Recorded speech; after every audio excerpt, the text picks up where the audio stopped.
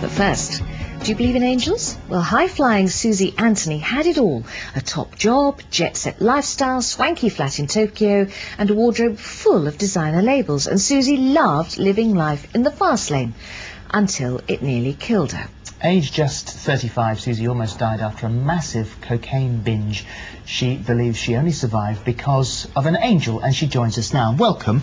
Hi. So you, right from the word go, from being about 12 when your father left, you say that is when you had this desire to succeed. Yep, it was very frightening. We lost our home, we lost pretty much everything.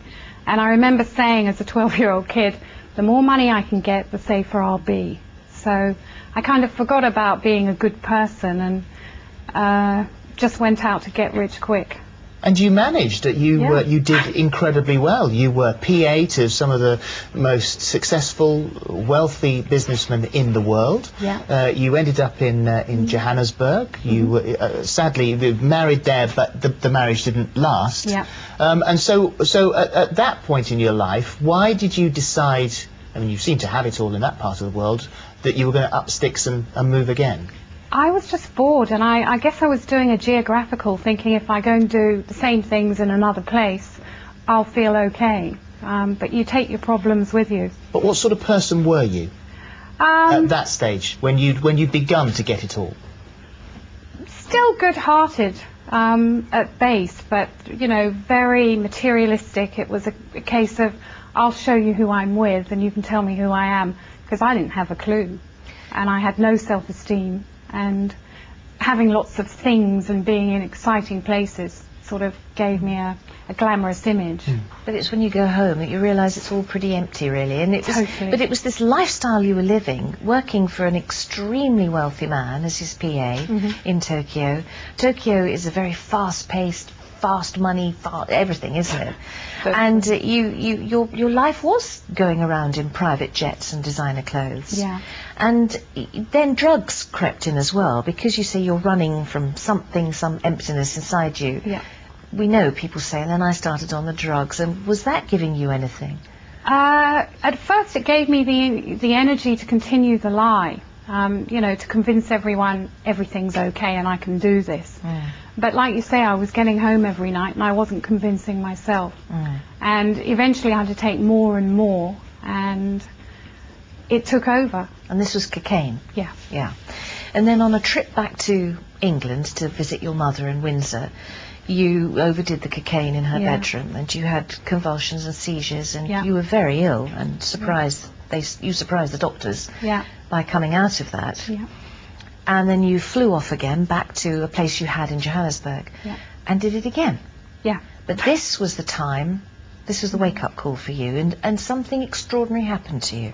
It was Good Friday, funnily enough, and 5 days previously I knew that I had no hope and I couldn't reach out to any human for help. What, no hope in your life? You just felt there's in nothing... my life, or anyone to help me give up. People had tried but couldn't help me, and I couldn't help myself, so I just called to a higher agency and said, you know, there is a God, if there are angels, it kind of would be a good time now to come and help.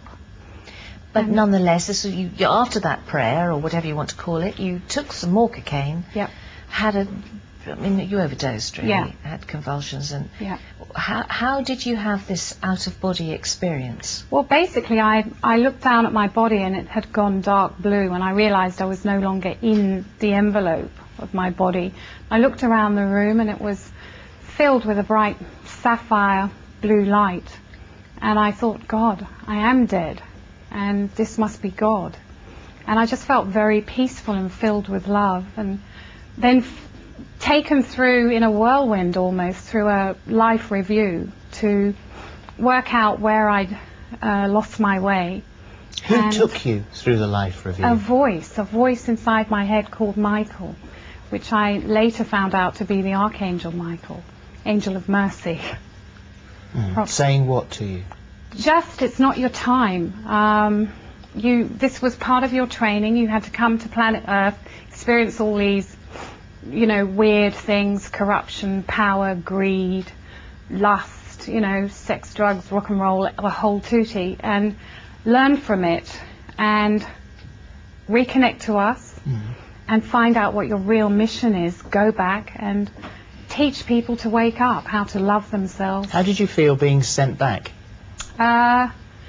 To be honest, at first it was, no, let me stay here, this is great. But I was so filled with energy and love, I felt I could do anything, even come back into the physical body and begin to put Humpty Dumpty back together again.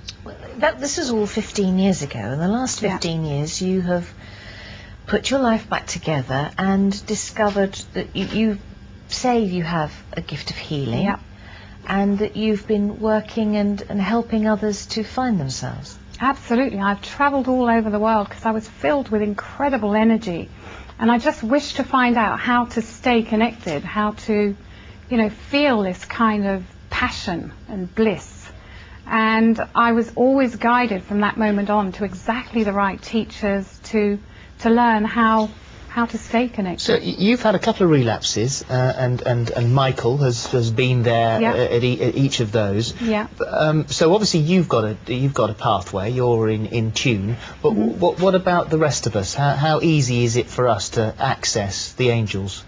It's very, very easy. All you have to do is slow down, tune in, get peaceful. You know, light some candles, play some great music, and just tune in and then watch for the signs. And is this a feeling, or is there actually, you know, there's not, you're not going to get the fluttering of wings and, you know, and feathers all over the place? Normally that's, you know, more like a death experience, but no, you'll have a feeling.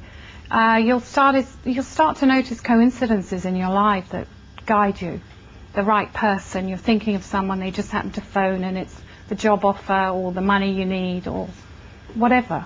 It's pretty incredible, but it's about slowing down and tuning in, really learning to listen. And whether you dismiss those things as coincidences or not, I mean, it's very, very difficult for people to get their head around that there are guardian angels and angels with them. And obviously, you know, we're human beings who regard the world with a healthy suspicion as well.